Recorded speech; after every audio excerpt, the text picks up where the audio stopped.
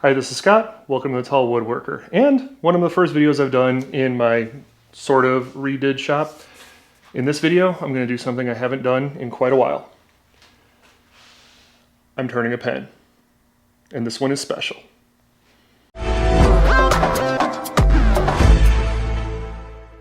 So a family member reached out to me to ask if I could make a pen for a graduation gift.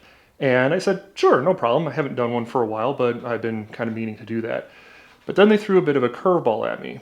They said that they have a problem with gripping onto smaller standard size pens. So they asked, can I make one with a fatter base? And that's essentially what I made here.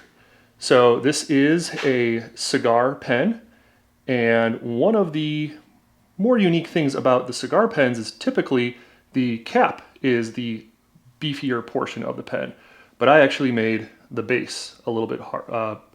But I actually made the base a bit beefier. So hopefully this will give them the ability to grip like they need to. But if you want to see how I make this, stick around and let's go make it. I start by marking exactly where I want to make the cut to the two halves of this piece of slant grain rosewood. After cutting them, I bring it over to the drill press and use a brad point bit to drill a hole down the center. It's very important on the slant grain to use this brad point bit. Standard bits tend to follow the grain and can actually open the hole a bit wider than you actually need. For proper adhesion, I make sure to scuff up the brass barrels with a piece of 60 grit sandpaper, then use some medium CA glue to insert the barrels into the wood blanks. Spray on some activator, and we're good to go. The barrel reaming tool makes sure that there's no CA glue inside the barrel, and then the top of it will make sure that I can hollow out the wood all the way up to the brass barrel. The bushings on a cigar pen are actually very similar in size, but not quite exact. I spent quite a bit of time making sure that I was putting the right bushing into the right end before putting it on the mandrel. Time to start turning. I set my lathe to turn at a fairly high RPM, since this is a very narrow blank. However, I also want to make sure that I'm not going to blow out the blank in any way, so I take very shallow passes as I rough the blank down to a cylinder. After the first barrel is roughed out, I can start roughing the second barrel.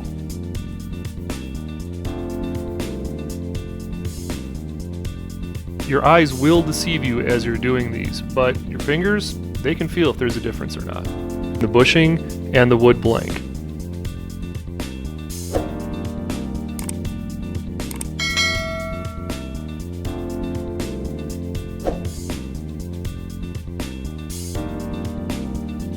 As I start to shape the lower barrel, I have to remember the main challenge of making this pen.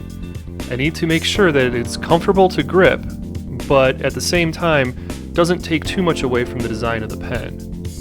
The left side of this blank is where the pen nib will sit, and I need to make sure that it flows properly into the shape of the metal nib that'll fit in there in the end.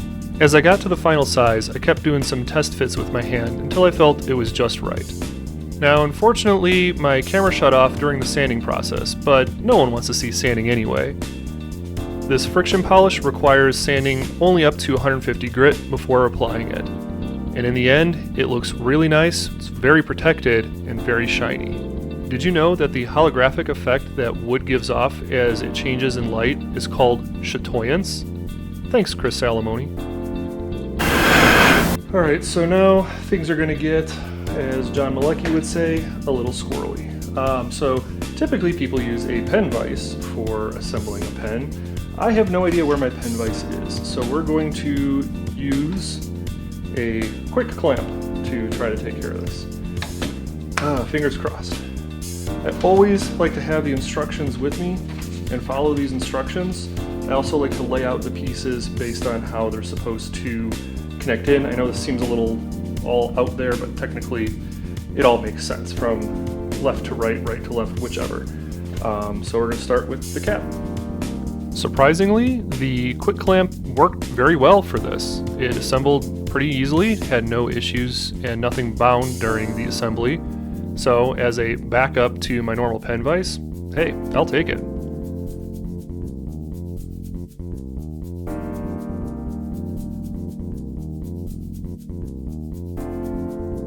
It was fun to turn a pen after quite some time, so I'm really happy that I was asked to make this pen.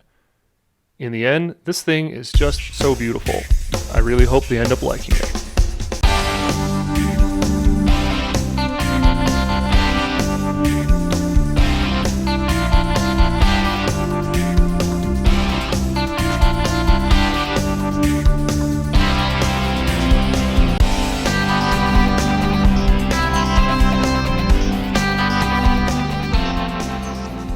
And there you go. That's how I made this really nice cigar pen out of a slant grain rosewood.